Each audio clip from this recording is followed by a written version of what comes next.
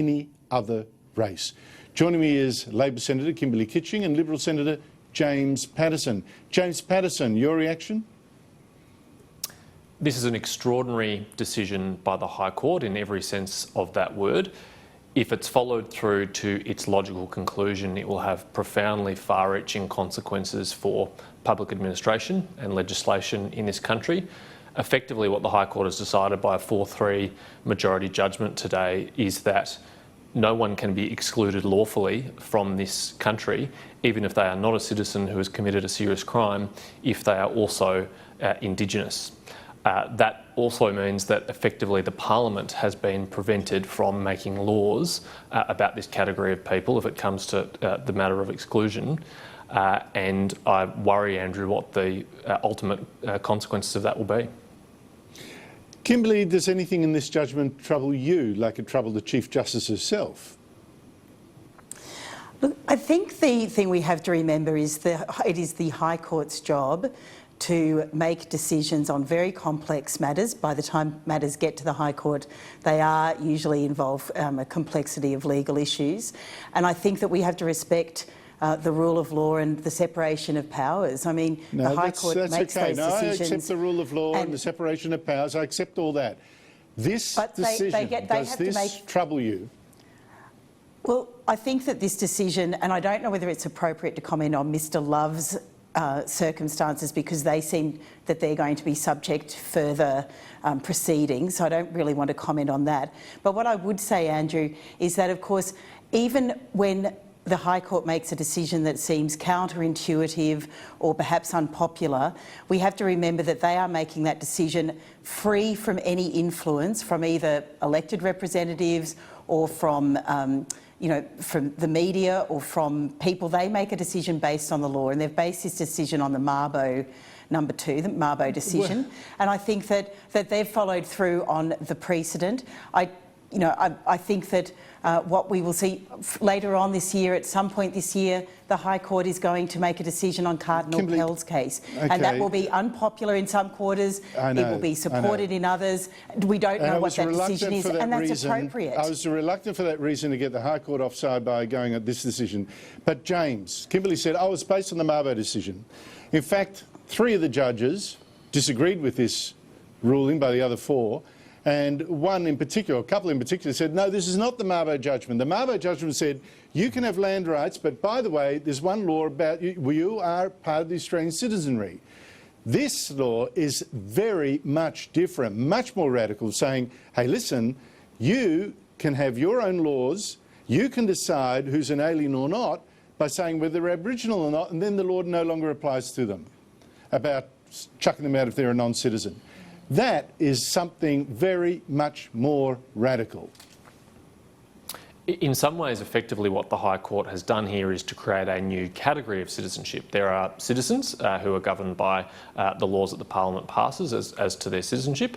There are non-citizens who are also determined by the Parliament, but there is another category of people whose citizenship or rights are not to be determined by the Parliament, are going to be outside the control of the Parliament, because the High Court has found that constitutionally they're entitled to this protection. That means there's nothing that we can do to pass a law to change that. The only mechanism to addressing that would be potentially be a referendum, and we know how difficult and complex and costly that is, so I don't think that's a realistic option.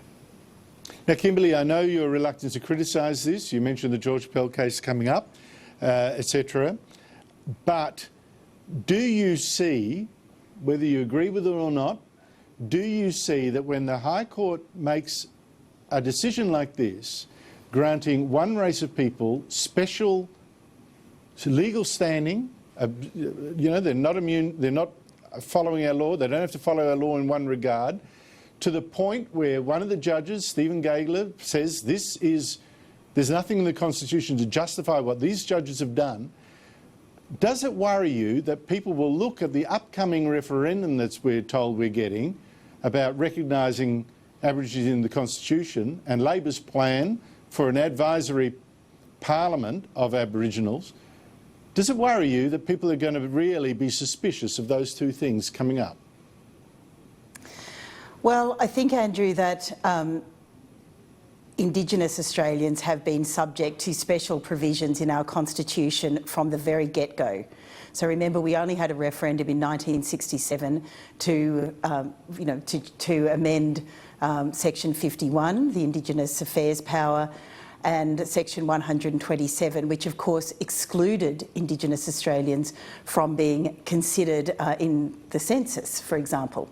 So we are still dealing with that history. What I do prefer to do is to be positive about this. And Novus Paris recently said, don't consider, if you value us as Indigenous Australians, don't consider that you are losing your 230 years of history, but rather that you are gaining 50,000 years of history. And I think that's a good way of looking at this. We want people I don't think so. to I think that's come just together. Poetry. I think it's got nothing to do with the fact that legal rights will then follow from such a call, and the High Court has proved that it can find new legal rights out of, well, according to some judges, out of nothing.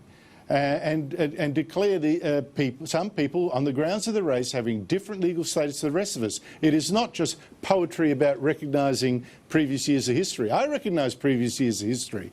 And by the way, James, this thing about an Aboriginal elder can now decide you're Aboriginal and therefore you can't be thrown out of the country even though you're non-citizen because I say you're an Aboriginal elder. Who chooses an Aboriginal elder?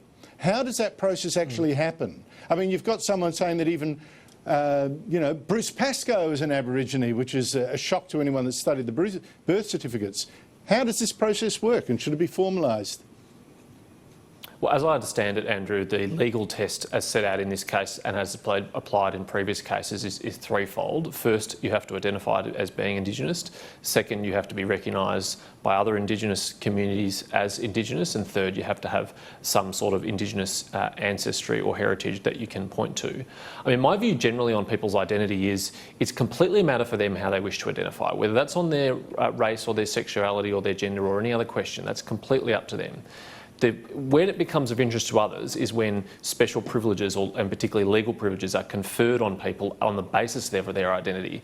Then, of course, the criteria to meet that identity is of interest to everyone because special privileges are attractive to a lot of people and a lot of people would want to qualify for it. So I would much rather live in a society where our own identification attracts no additional benefits and is purely a matter for individuals to sort out for themselves. Absolutely correct. Kimberley, I was intrigued. I was worried, a story we did yesterday, right, that we have the CSIRO funding a centre looking at stuff about useful for submarines, about, the ocean and all that. It's also funded by a laboratory in China with military links, right? Here we have a thing about, is the CSIRO actually funding research that the Chinese military could use to make their submarines better, which is obviously a very bad thing to happen given that they are essentially hostile to us. It now turns out, according to an article in The Australian, that we have had Australian Research Council grants totalling over $200 million going on joint research projects with China, including a number with potential military applications. Senator Kim Carr of your party was in Parliament today saying, oh, this is terrible, how could the Australian do this? And by the way, the organisation that's making these allegations got CIA links. What's your view?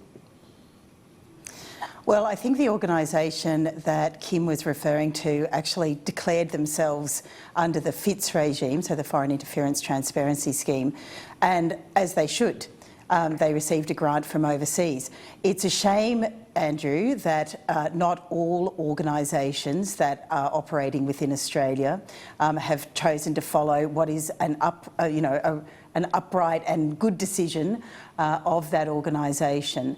And I think that what we are seeing is it's questionable about whether the research grants should be given. I think my personal view is that the Defence Trade Controls Act should be strengthened. That was not the opinion of the reviewer who reviewed it last year, about 12 months ago. But I do think that that Act should be strengthened. I think we have to be very careful about the research that is undertaken and with whom we share it. And I think that really we are looking at, we have become increasingly aware of the problems that are going to eventuate from the sharing of research with some countries. All right, well said. James Paterson, I understand you're on board with a lot of what Kimberley's saying. I've only got 20 seconds. I need to quickly ask you, kick Malcolm Turnbull out of the Liberal Party, yes or no?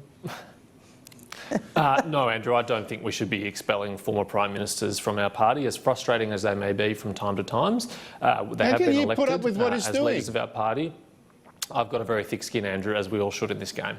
Well, can I add, Andrew, I'm not sure you'd want to be texting with Malcolm Turnbull, would you? They might all end up in a book. No, that is absolutely true. Your emails will be published to the world, as the Finance Minister found. Kimberley Kitching and James Paterson, thank you both very much.